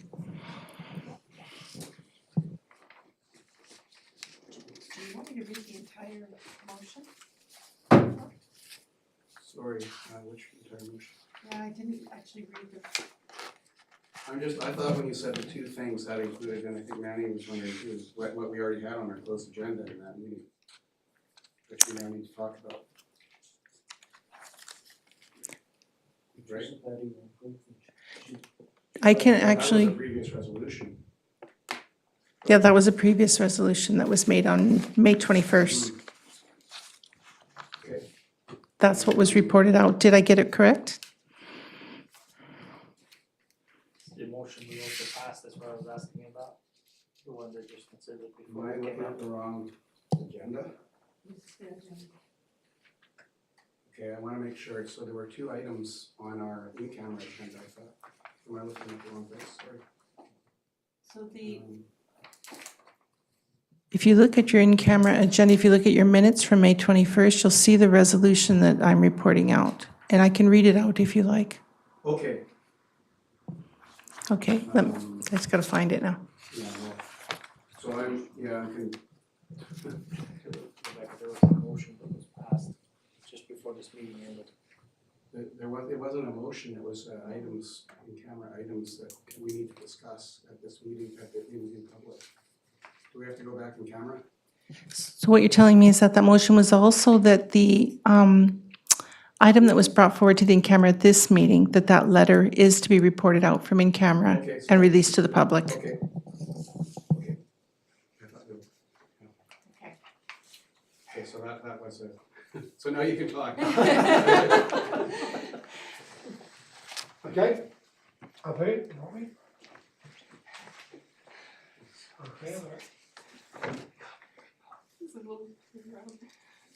Mr. Mayor, Welcome, councillors. we've got Greg Giles presenting to us on a patio encroachment proposal for 259 and 263 Gower Point Road. Welcome. Thank you. Mr. Mayor and councillors, Greg Giles. I've been on the coast for now just over 20 years, and we live in Roberts Creek. And I think that the letter, if you all received the letter and read it, so I think it's self-explanatory. I don't need to read that off. So if you've all read it, hopefully, and hopefully you've all looked at the particular site and know what we're referring to, just up the road here. And so as I said, the covering letter is self-explanatory.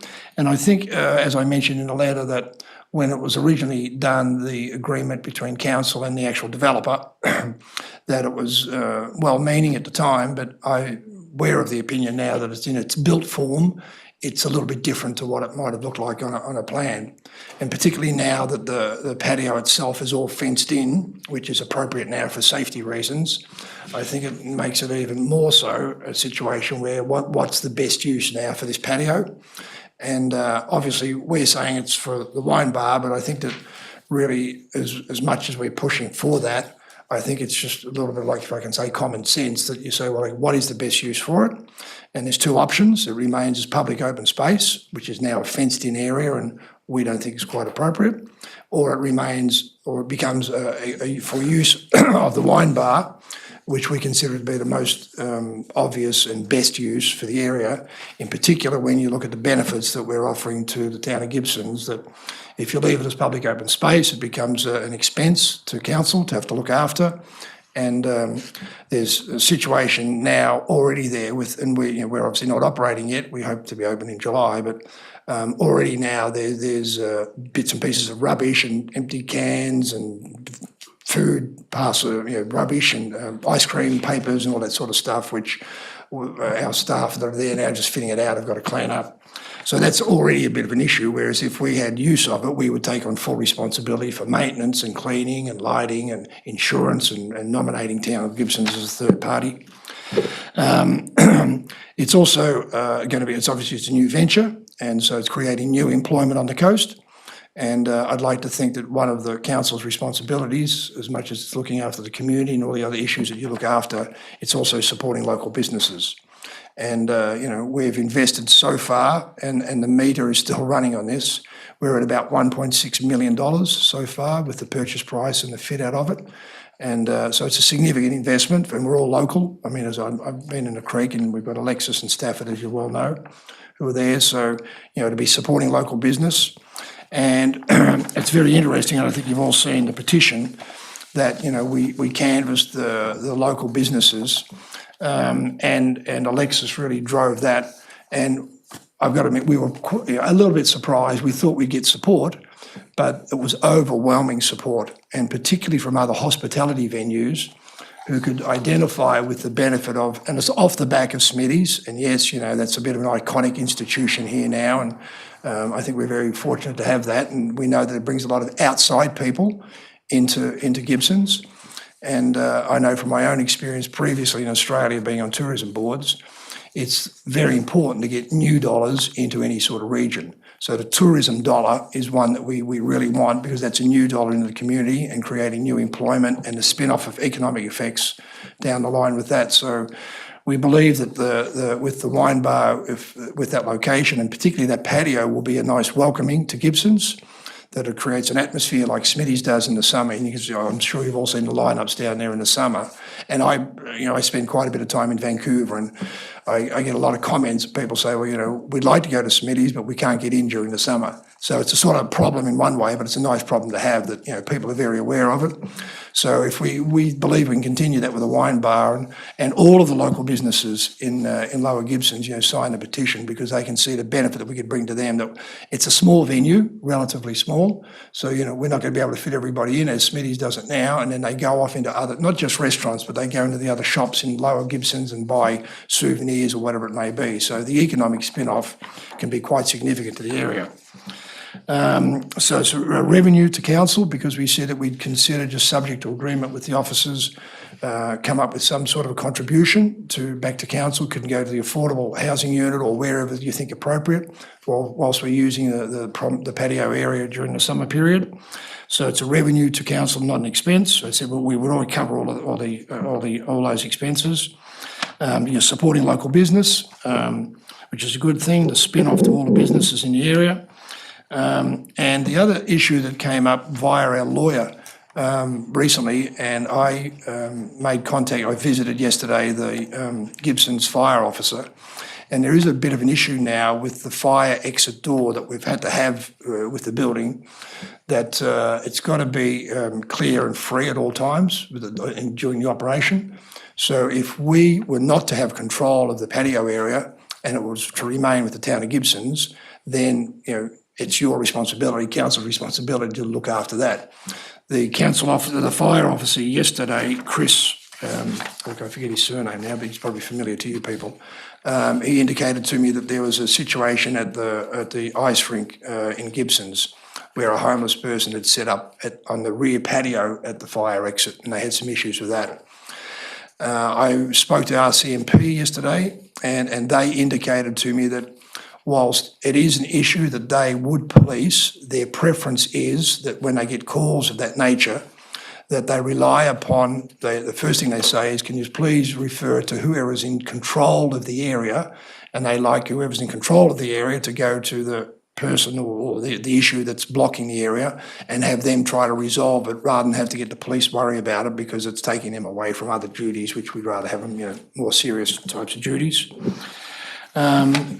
And I think if you just look at the list of people, of the businesses in particular, I'd like to read them out, that it's been overwhelming. The Pink House, the Sunshine Coast Olive Oil, Bono, Leo's Tappers, Grandma's Pub, Beachcomber. Got it, okay, so we can actually receive the petition, I think, and we've got 2 minutes, and we might have to extend the meeting for the third time, but I think. All right, so that's it. I think you've definitely made your case. Any questions, I'm happy to ask them. About the procedure of receiving a petition, I need to look to our corporate officer to advise us on that. Yeah, in accordance with the community charter, Mr. Giles did come in and personally deliver it to me, and we stamped it as received. So it has been officially received in accordance with the community charter. So does it end up going on our agenda? Not usually without redactions. Okay. So if it goes into an agenda package, I would prefer to redact it. I prefer that you see the unredacted version, so it has been circulated to you via email. Yeah, council's all seen it and it is, I think it's safe to say it's virtually the businesses of Lower Gibsons and some other individuals and businesses in Upper Gibsons as well are all strongly represented in this petition. Any questions, Councillor Kroll? No, I don't have any questions, sir. I was just considering that we ask staff to negotiate with the developer to fulfill the terms of the agreement that he's brought forward to us to enable them to operate it as an outside patio within their business operation. As an encroachment agreement? Yes. Yeah. Is that sufficient to turn into a motion? That was a motion. Just, by the way, that was a motion. I would like to move that council advises staff to enter negotiations with the developer. Request staff to negotiate with the developer to create an encroachment agreement that would allow them to operate the patio within the operation of their business.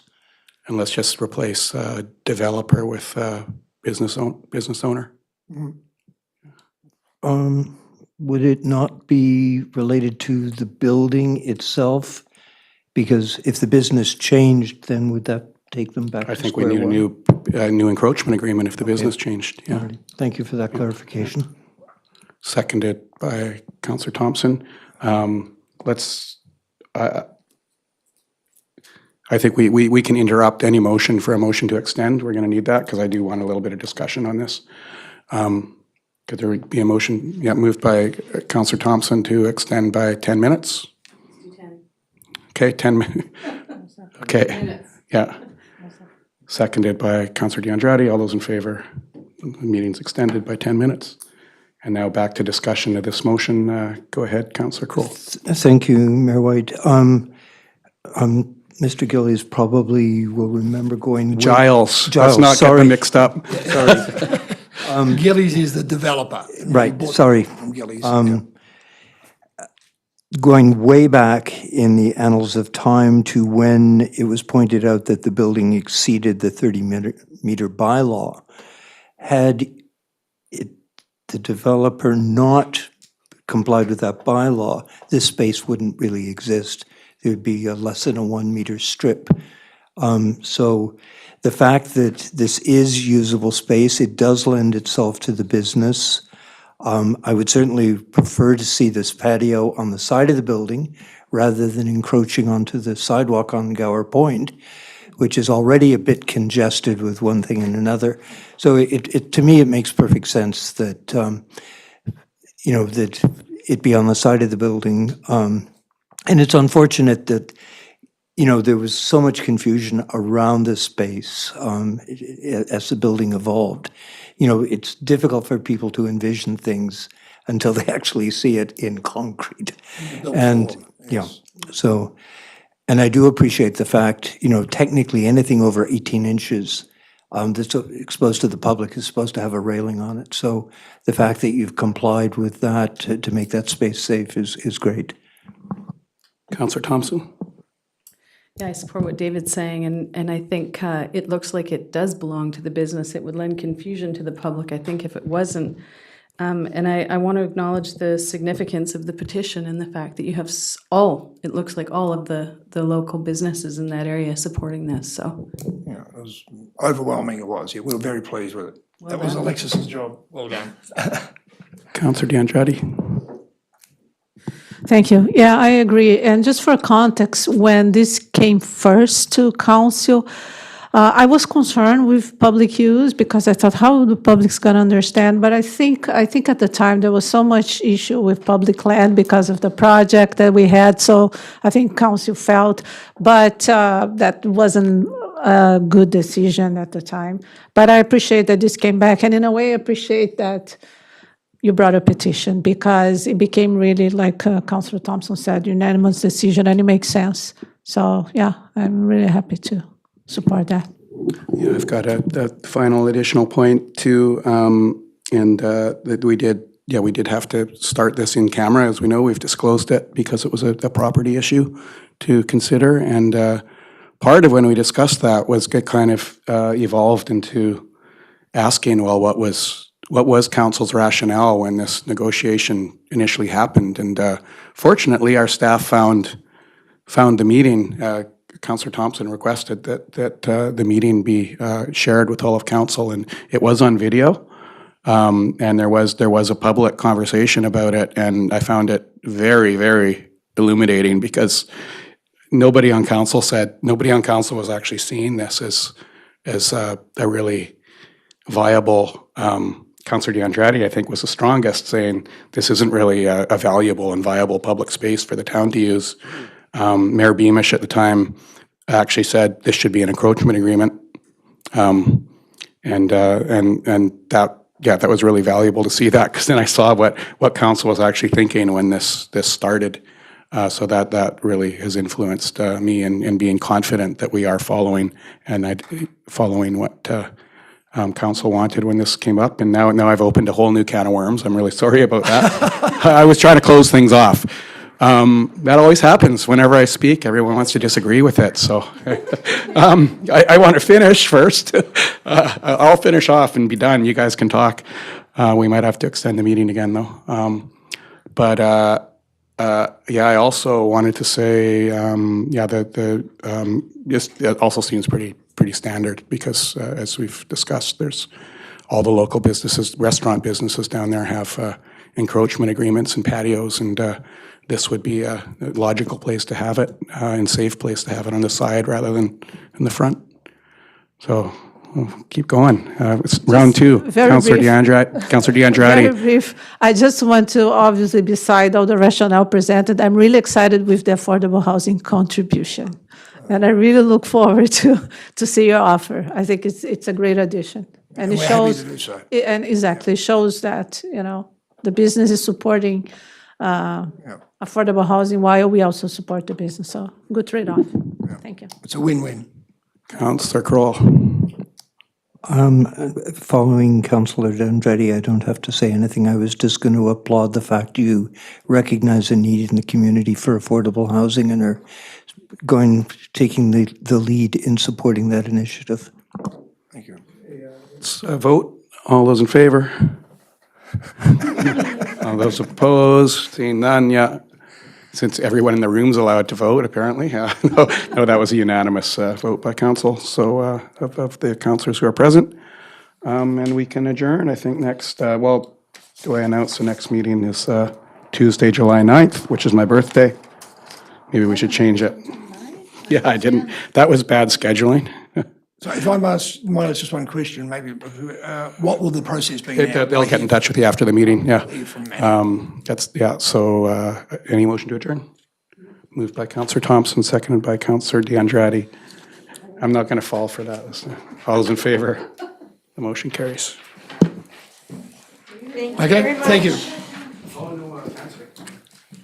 Thank you. Cheers. Yep, thank you. Thanks.